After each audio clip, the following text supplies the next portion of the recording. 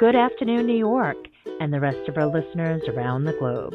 My name is June Stoyer, and I'm the host of the Organic View Radio Show. Our podcast is available on iTunes, Zune, and you can also visit our website at www.theorganicview.com. If you'd like to be on the show or would like to find out about sponsorship opportunities, please contact us at questions@theorganicview.com. Today's show is sponsored by Eden Foods, the most trusted name in certified organic clean food. When you shop online at EdenFoods.com, enter the coupon code ORGVIEW to receive 20% off any regularly priced items, excluding cases. For other promotional offers, please visit theorganicview.com's website. And don't forget to check out our contest section. On today's show, organic advocate and best-selling author Joel Salatin will be my guest to talk about something that's rapidly disappearing and critical to our ability to grow organic, clean food, farmland. So I'd like to welcome to the show Mr. Joel Salatin. Good afternoon, Joel, and welcome to the show. Great. Thank you. Thank you for having me on. Joel, how long have you been farming? We've been here since 1961, so we came when I was 4. That if you're quick at math, you can figure out my age that way. And so I'm second generation here, and now day-to-day operations are operated by our son and his wife Daniel and Sherry, and so we're 4 generations on the farm. My dad passed away in 1988, but Mom is still hale and hearty at 92, and so we have 4 generations. Our grandchildren here as well. It's very cool to have 4 generations on the farm. Wow. You have such a blessed family. God bless you. That's wonderful. In regards to farmland, a lot of people are not even aware that the land is changing. What are some of the things that are going on that are of major concern? Well, the things that are changing are that that the average American farmer is now 60 years old. That's never happened in American history, and so in almost in any country, I think it's unprecedented in the history of civilization, actually. And so what the the demographics that the universities are telling us is that in the next 15 years, 50% of all agricultural equity will change hands. Now that's not only land, that's building, houses, machinery, barns, sheds, the whole shooting match. That 50% will change hands in the next 15 years. That has never happened in any culture during peacetime. The only time that level of equity transfer, of agricultural equity transfer has ever happened in a culture has been under, foreign conquest, like, the Huns came in and took over Rome or whatever. And so this is unprecedented. We're into uncharted waters. The question, of course, is, well, where's this equity going to go? Is it going to go to neighbor farmers? Is it going to go to Monsanto? Is it going to go to the Chinese, the Saudi Arabians, investment companies in Wall Street? Where's it going to go? And of course, people like me are pushing hard that it actually goes to a new, young, bright-eyed, bushy-tailed, entrepreneurial, land-loving, customer-loving, local-centric, people-centric generation of young people. One of the concerns that was expressed by one of our listeners is in regards to corporations that are basically coming out of the woodwork to buy pristine farmland that is rich in topsoil for commercial purposes, whether it's renewable energy or any other type of endeavor. Why is this such a problem? Well, we're not making any more land except maybe in Hawaii, from volcanoes. But as the population increases, and of course, as much of the prime farmland in the world deteriorates under chemical agriculture, desertification is still marching pretty rapidly. Aquifers are depleting, and so the land base to support the population base is quite critical. It's a real issue, the whole idea of land as just nothing more than a commodity, like a shirt or a DVD or a kitchen mixer, And I don't have all the answers, but I can tell you that that just treating land as a commodity to whoever the highest bidder it has some problems. And again, I'm wrestling with what answers are, but in that regard, I'm not a pure capitalist when it comes to just land being treated as a commodity. And that's what's happened now as farmers age out. We call it aging out, and most of their children don't want the farm. The children want the money from the farm, and so what happens is the children inherit the farm and then very quickly sell it, and that goes away. Many times the children wouldn't sell if they actually had somebody, a surrogate, to love it, to steward it, to caress it, and take care of it. And so, right now I'm as concerned about the young people who are able and passionate about caressing that land, just warm bodies on the land, as I am the fact that the land is being sold, for non-farming purposes. But the question is, how do you go about finding, whether it's individuals or even a corporation that is willing to take care of that land and to continue the nurturing of that land and not just turn it into some sort of commercial enterprise where they're using all sorts of different chemicals to keep down the vegetation and whatnot, or destroy the natural habitat that's there in order to build, whether it's housing or any type of technology. There's so many different concerns. How does one go about finding the right people to continue keeping that land sustainable and available for agriculture? It's a huge problem. Well, I see with a number of older farmers that I know in upstate New York, they're struggling with this, and some of them don't have kids. Mm-hmm. They are at a point where they feel, okay, well, who's going to take care of me? Right. Well, and frankly, the farm, for an average farmer, all of his equity is tied up in the land, and so when he says, well, who's going to take care of me? The idea, the normal succession plan is that a young person takes it, whether they're related or not related. A young person takes it and moves, with either rent or payments, and provides supplemental income for the older farmer, the retiring farmer, in old age, and that's how you kind of have a succession plan that ensures that the older couple doesn't just become destitute.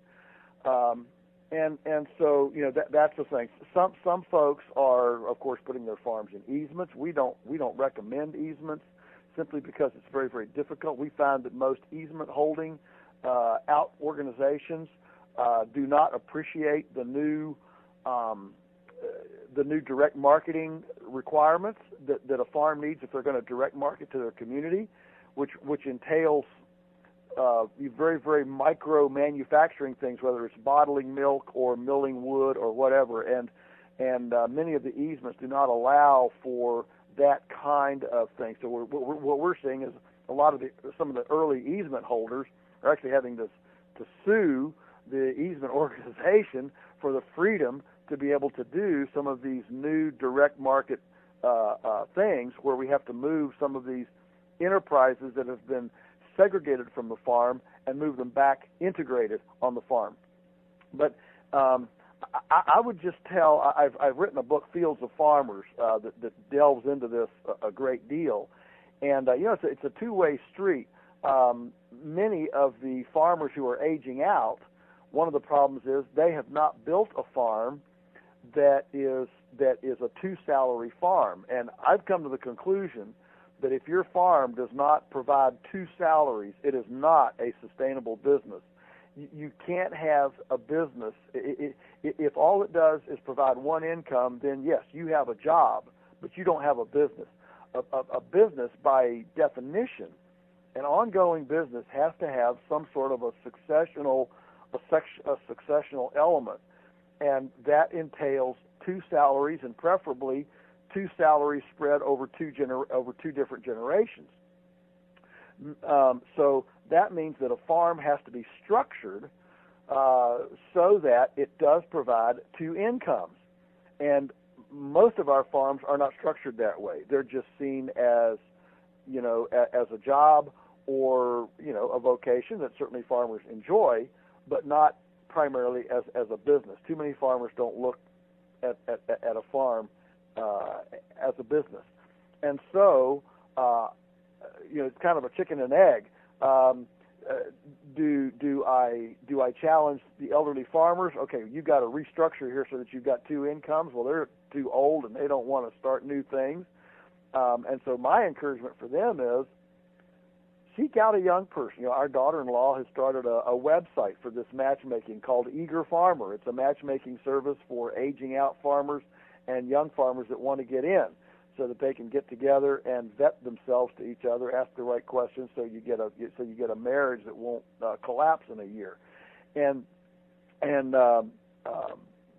there are opportunities here for young people to enter in some sort of a lease or a lease-buy arrangement. The older people have to be willing to give a price concession. They can't just say, well, we want market prices for this because that's what the market says. Remember, when you bought that farm 50 years ago or 60 years ago or inherited it from your family, you got it at a reduced rate back in the day when the land was priced based on its productive capacity, and today it's not based that way. I mean, I look at my own situation. When Mom and Dad came to this farm in 1961, they bought the whole farm, barn, buildings, equipment, the whole shooting match, lock, stock, and barrel for $49,000. Feeder calves, so that was $90 an acre. Feeder calves were selling for $30 a hundredweight. That's a 3-to-1 relationship between the land price and a cattle price, $90 to $30. Today, the land is arguably, worth $7,000 an acre, and those same calves are bringing $2 a pound. So the land has gone up way more than what its productive capacity is.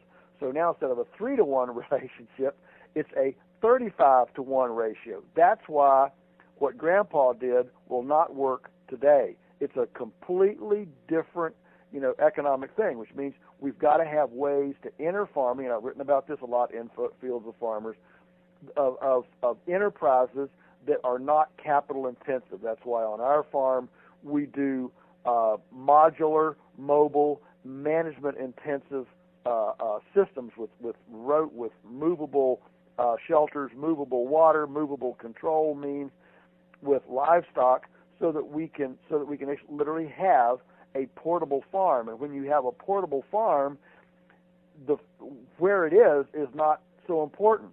If you're down the road at a certain place, you can take your farm and you can move it to another place. If you have your chickens in egg mobiles instead of stationary houses, or you have your cattle not in concrete feedlots, but they're actually grass finishing with just electric fence control mechanisms, then everything is on hoof. Everything is more movable. It's on wheels. You can move the whole farm around, and so the land ownership comes out of the picture, and you can place your farm on an existing piece of property either as complementary or as the main enterprise on land that you don't own.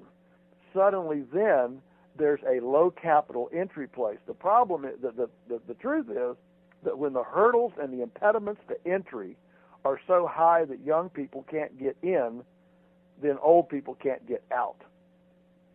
So there's got to be some movement on both sides here. The aging out farmer has to be come out of his hermit curmudgeon shell and embrace a young person and not consider them as just dumb young people that don't know anything, but actually embrace somebody to join. And the young people need to appreciate that that they're receiving concessions in order to enter. And if you can get both of those parties to buy in to a little bit of give, we can get these aging out farms populated with a new group of really land caressing, loving, passionate young people. From what I understand, they have a similar situation in Germany, where there are people who are on waiting lists to actually farm the land, and the landowners lease it out, and the people that are interested in farming the land, whether it's to grow vegetables, raise livestock, what have you, that's exactly what they do. In America, how difficult is it to get something like that going? And also, even if you were to just remain an independent farming operation, how tough is it today? Well, I've got kind of two things to respond to that. First of all, you got to realize that $1 in $3 in the European Union, the EU budget, $1 in $3 goes as subsidies to farmers. You think American farmers get subsidies? You ain't seen nothing till you've seen the ones in the EU. So the EU has decided to put that in farming. So it's a little bit of an unfair comparison to just say, well, those young people are jumping into it. Yeah, but when you go over there, you wouldn't believe the number of things that those farmers can turn in for reimbursement from the government. So we don't have that, and I don't think that we should. What we need to do is create a climate that encourages direct farm marketing. I mean, the fact is that the localization movement from fiber to food to artisan craft, the localization movement is huge. It's a counterpart, a balance, if you will, on this teeter-totter of balance. It's a balance to the global, we have the expansion of globalism and we have the expansion of localism at the same time, which is a very typical, cultural kind of yin-yang, offset. So what we've got to, if we want to stimulate these young people to get in, what we have to do is reduce those barriers of entry, many of which are created by an inappropriate regulatory climate and an insurance climate. So you can't sell to a restaurant unless you've got $2 million worth of liability and product liability insurance. You can't. Then if you have somebody working with you, then you've got workman's comp. Well, workman's comp is an industrial system that doesn't compute for a small farmer. So suddenly a small farmer, that's doing a bunch of different kinds of things, suddenly is paying workman's comp for high rates of exposure that the small farmer doesn't have. I mean, these are all things that we wrestle with every day, and they're huge because you're a farmer out here trying to water the chickens. Meanwhile, you've got a desk stacking up with licenses, compliance forms, and you've got a bunch of calls to bureaucrats and meeting with your attorney and stuff, and so the ability to launch an entrepreneurial enterprise and access your neighbors with food, to launch that embryonically is becoming more and more difficult. And so this is, of course, a policy thing, but this is why I'm such a big fan of the Farm to Consumer Legal Defense Fund. They're probably doing more to break down some of these regulatory barriers of anybody in the world. And I can't say enough good about the Farm to Consumer Legal Defense Fund. They're making templates for example, milk shares. They're quietly getting written approval from Food Safety Inspection Service on numerous things. So there's a lot going on here in the undercurrent, and there are ways to restructure your business so that you come out from under what's the legal term is in-commerce. You come out of the in-commerce. So from CSAs to herd shares to co-ops to where people pool money, and you actually run a food co-op where the food's actually owned by a pool of people, and therefore shared risk makes it come out of commerce. There's a lot of really cool, clever things to do that are being done, and so I'm trying to promote and help people be aware that there's a lot more options here than just complaining about the situation. What advice do you have for our listeners out there who have pristine farmland and are at a point where they can't manage it themselves but are looking to do exactly what you're talking about? I think that's amazing. Well, at the risk of sounding self-serving, first, they can get on eagerfarmer.com and see if there's a young match out there. I mean, there's a lot of people looking for these things. There are other matchmaking services. I mean, I know the Pennsylvania Sustainable Ag Organization runs one. NOFA, the New England group, they have one. The Beginning Farmers Program, Severin, there in Massachusetts, is running a national, Beginning Farmer. They're running a lot of things. They're actually printing a handbook. I don't know if it's out yet, but it's actually a handbook for existing landowners on how to create a platform so that a young person can come and sprout. Essentially, she's saying, look, we have the young people ready to do it, but what we have are the old, well-heeled landowners are not thinking about what has to happen for a young partner, and I'm not saying partner in a formal sense, a young person to enter their life, on the land, as far as the responsibilities you have to let. You have to give some freedom, okay, to a young person, and of course have your protections in there as well.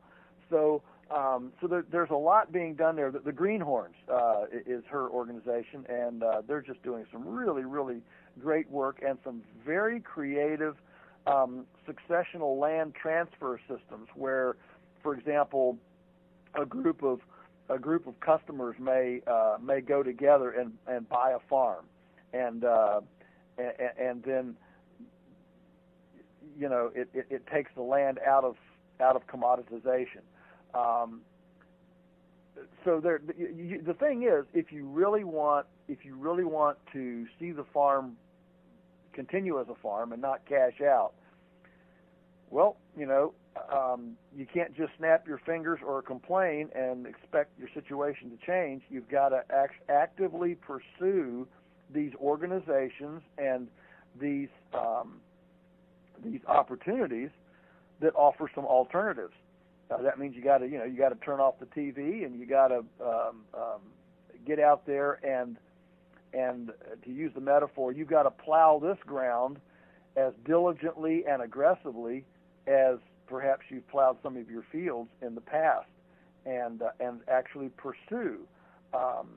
Consider it a hunt, consider it a courtship, if you will.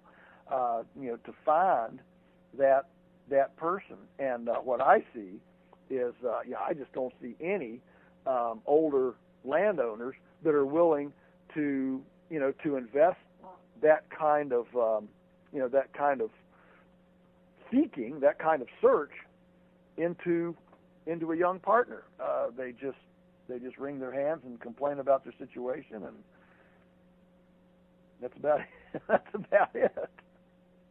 And say if somebody does find a match, and say if they do go to eagerfarmer.com, mm-hmm. What are some things that the farmer should consider when engaging in this type of relationship, especially with somebody that they don't know very well, but obviously there's a common interest? Mm-hmm. Do you have any advice for things to look for and things to avoid? Well, the main thing is, don't jump off the cliff too fast. View it as a courtship, so it's going to take some time. There's got to be probationary periods. There's got to be a little, that's all part of the vetting process. I call it the track record. Nobody's going to, release equity. Nobody's going to release equity to somebody that is untried and unproven. You're going to release equity very, very gently, very, very slowly, and so you've got to build trust. And when you have a high level of trust, things can move very rapidly. And then when you have a low level of trust, of course, everything has to go extremely slowly. So in your assumption, you're right.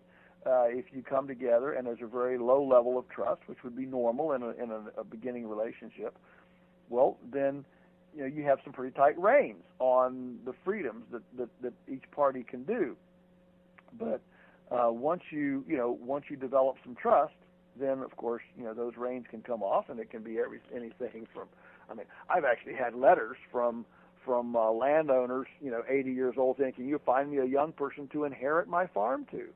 Well, the thing is, 80 years old is not really the time to start this procedure. As soon as your kids indicated their desire to not come back to the farm, I'm just using the most typical example. It's not every example, but that would be a typical one. As soon as you knew there was no succession, back when you were 40, that's the time to begin looking at how can this farm support 2 salaries, and how can I replace myself, and so those people are out there. Those kind of deals are out there, and by the same token, as a young person, you've got to be willing to live in a yurt, an RV, a mobile home, a cave, whatever. Not go to the movies, not go out to eat, and imagine that. And grow your own food, grow your own firewood for heat, and live on what you can produce yourself. Drop your living expenses way down. Goodness, how many young people are kept from being able to do this simply from college debt?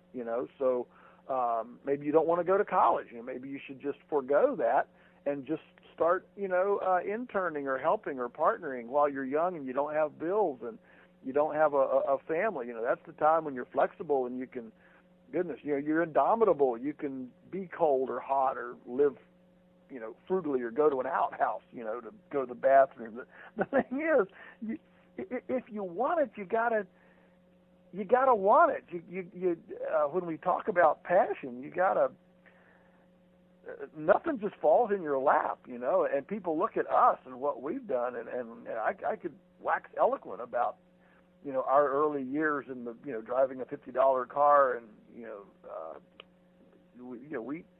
we lived frugally, spelled with O's and about 10 O's put together. But, we're enjoying leveraging those early frugal years now. And so, there will be a time. There will be a time when your frugality will bear out, but that'll be down the road a ways, not today.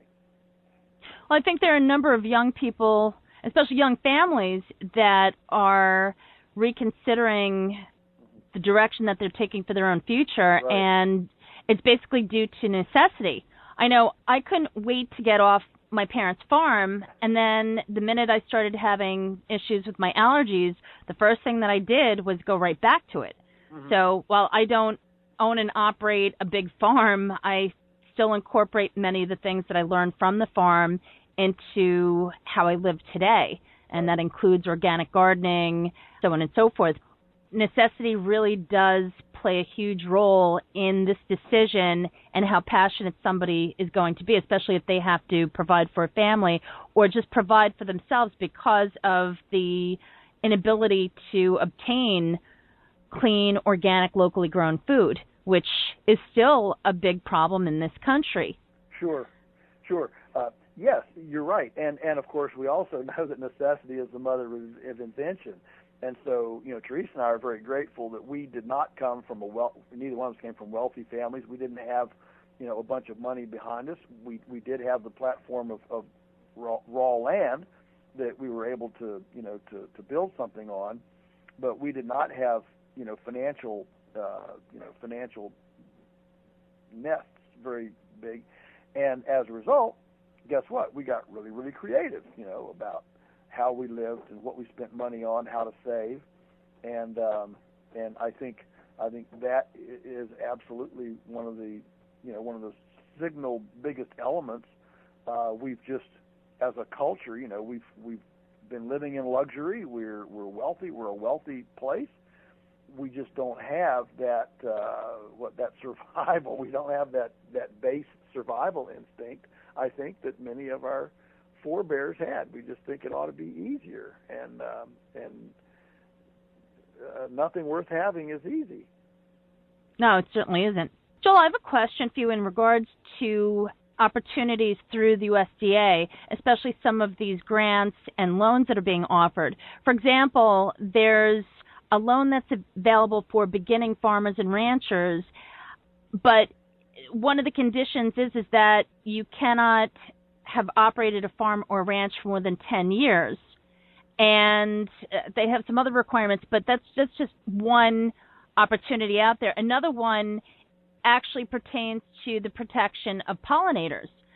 I spoke to a gal who's maintaining a substantial amount of farmland out in California, and she said that it's not something that she would pursue, basically because it's too restricting. And I thought that was quite interesting, especially since you figure that the money from the government would go towards helping you to build different habitats. But she said that many of these grants and other financial opportunities offered by the government are actually very restricting. What are your thoughts on these things? Well, you've got a friend there in that lady. We have refused to take any grants or government money, and I'll tell you why. Yes, you're right. By the time you fill out all the reports and go through all the paperwork, you might as well just do it yourself. And they are extremely restricting. The ones that we've looked at mainly have been with conservation things or water development, things like that. And the fact is that the requirements are engineered to incredibly expensive and unnecessary measures, to where even if they're going to cost share money with you, you may as well just do it yourself because of the hassle and the restrictions on the granting process. Remember, there is an orthodoxy in our culture, and of course the government is part of that orthodoxy, and that orthodoxy does not view direct marketing, people on farms, and the folks at the USDA don't want people on farms. They view them as they bring disease and sickness, and so everybody's paranoid of people coming to farms. And of course, food can only be safe if it's sterile. And so, it's fine to drink Coke and Mountain Dew, but, that raw milk will kill you. And, I mean, these are the orthodoxies of our day, and the government can never be innovative. It is always there to maintain the status quo, to maintain the orthodoxy of the day. And so, so people like us are absolute heretics in this. And if you want to make your head explode, just try to be a round peg going through a government square hole, and you'll find out real fast what it's like to make your head explode. Yeah, that basically was the general feeling by many of the farmers that I talked to about this very subject, and it's a shame because you figure if they're looking to do something like, for example, protecting pollinators, that it would be fun, or the funds would be more available and easy to access, and that's not the case. It's almost as if they put it out there just to save face. Well, sure. There's exactly a lot of that. A lot of the any little monies for organics or farmers markets or whatever. You're exactly right. I call it a sop. It's a little sop out there. I mean, they're spending billions of dollars on production and food that is industrial. I mean, that includes the SNAP program and whatever. The school lunch program, and that's all under the USDA, and it's 99% industrial. There are some little local integrity endeavors, but they're a pittance. And so yes, I think the government does absolutely do that. It gives lip service to the other side just to save face, but it's strictly lip service. They don't actually they don't actually mean to help that. There's too much money in the other. Joel, where do you see the future of or what do you see as far as the future of farming? Well, the one thing I don't do, June, is prophesy, because I for fun, I collect prophecies, and there are really some hilarious ones, like Howard Taft in 1910 that said, why would women want to vote, and there's all sorts of interesting things out there. So I don't prophesy. I actually don't know. You read the book, Collapse and Guns, Germs, and Steel and different things, and you realize that often what we're not concerned about ends up being our Achilles heel, and what we are concerned about is not. And so there's definitely a local food tsunami going on, but we're still only, arguably well under 3% of the food system. Meanwhile, as we gain some ground, the wagon circling on the industrial end for Monsanto, Ciba-Geigy, and the insurance companies, and of course their fraternity at the U.S. I call it the U.S. Is certainly circling the wagons, and so the pushback is becoming more and more aggressive and offensive.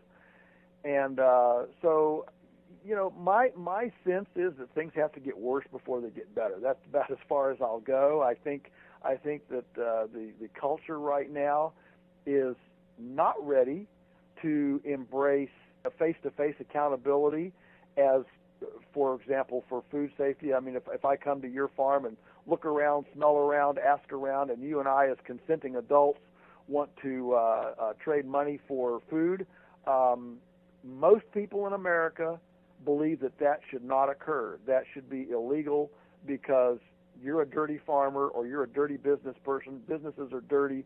They're all shysters, and we need a government to protect us from all these sleazy business people. And that true win-win trade, cannot occur without bureaucratic intervention. That is pretty ubiquitous in our culture right now. I mean, that's what's driving the Hillary Clinton, Bernie Sanders, presidential bid. Is victimization, and I need the government to set my wage, to set my health, to set my food standards, to set my life, to set my bills, to set my college. Just name your entitlement, and that entitlement mentality eliminates personal responsibility from our lives. And when you eliminate personal responsibility, then you also don't have any liberty. I mean, if you can't make any decisions, you've just eliminated your freedom. Ben Franklin said, if you're willing to give up freedom for security, you deserve and get neither. That's a paraphrase, but that's pretty close to what he said. And so we are in a day where, the idea that neighbor to neighbor food commerce could actually occur in an embryonic entrepreneurial state, is fast becoming certainly marginalized and very quickly criminalized.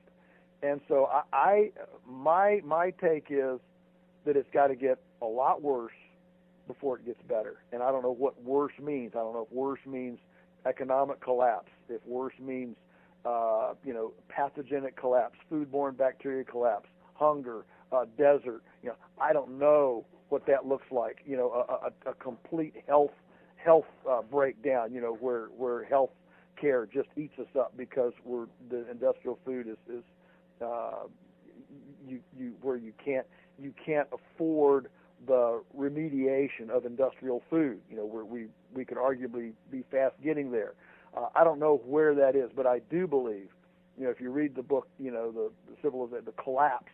The fact is that cultures generally do not respond to issues in time. Usually there has to be some sort of a major tipping point collapse of some sort before they wake up and say, "Oh, we should have been paying attention to this." And that's the pattern of history, and so it's a pretty safe bet to assume that that's kind of where our country has to go to. That's what we're seeing in the commercial migratory beekeeping community. We're seeing so many commercial migratory beekeepers that are barely hanging on, and they're doing things that are just ridiculous just to keep their businesses alive. And these people are desperate. They're taking out second mortgages on their homes as they lose their businesses. And for what? For a society that doesn't even value what they do. So I agree with you, Joel. I think that things will get worse before they get better. And I think it's primarily because industry has just done such a tremendous job with their PR campaigns, spreading propaganda, making people think that everything's fine, that this is the way to go. And, and look, face it, we all have a little bit of a lazy streak. We're all looking for something for nothing. I mean, look at how much money is spent on the lottery. And so, hey, if I can have more time to read People magazine and see what's happening with the Kardashians and don't have to spend any time in the kitchen, that's great. It's a good life. And so I agree. I agree that certainly clever advertising has exploited this very well-known propensity in people to get something for nothing. And you can't get nutrition for nothing. You can't get happiness for nothing. You can't get health for nothing. And yet, we're told every day that you can squeeze cheese out of a Velveeta bottle, and that's as good as the stuff that sprouts legs and walks off your table from the cave cheese guy. And of course, that's we absolutely know that is not true, and yet there's something in us that we just are always looking for that something for nothing, which is squeezable cheese. A wise man once said, "Folks, this ain't normal." Wonder who that could have been. That's right. I wonder who that could have been. That was probably one of my favorite books that you wrote. I still talk about it to this day, even though you were on the show so many years ago. I think that book in particular, and folks, what I'm referring to is Joel wrote a book called Folks, This Ain't Normal. This Ain't Normal, yeah. He addresses some of the issues that are being talked about today that were huge problems a couple of years ago, even 10, 20 years ago. Yeah, sure are. Mm-hmm. The point remains, when is society going to wake up and start making the people that should be accountable take the responsibility that they should and stop looking for shortcuts? Things that are easy are not right necessarily, and things without a doubt that are right are not easy. And I think that's always been like that. But the point remains, we need to really start thinking about our food production, who's growing it, how it's being grown, and what we're doing to the land. We only have so much farmland available, as you pointed out, Joel, and we need to start doing something, because if we get to a point where we start importing our food because we can't grow it here, that's just going to be just a disaster. No society has ever survived food dependency. No society has ever survived food dependency. So a community is vulnerable when it doesn't feed itself, and certainly a whole country is vulnerable when it doesn't feed itself. Joel, I just want to say thank you so much for being on the show today. Could you share with our listeners the title of your new book once more? The new book is The Marvelous Pigness of Pigs, Caring for All of God's Creation. I'm real excited about it. It's the 10th book. I call it my coming out book. My soundbite is it's Rachel Carson for Christians. And I think that there's a large faith community out there that desperately needs to be inspired and challenged about creation stewardship.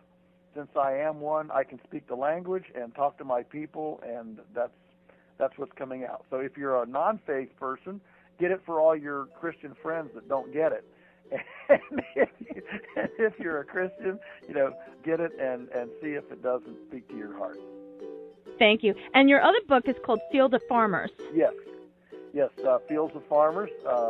That came out a couple of years ago, and that was written primarily for these whole, successional issues that we've talked about, and how to structure partnerships and how to get those two salaries and structure a farm so that it can, move on into the future. Thank you, Joel. And folks, please check out the companion article on theorganicview.com, which will have all of Joel's information as well as the titles of his books and his information about his farm, Polyface Farms. Thank you for tuning in. This has been June Stoyer with the Organic View Radio Show. Have a great afternoon.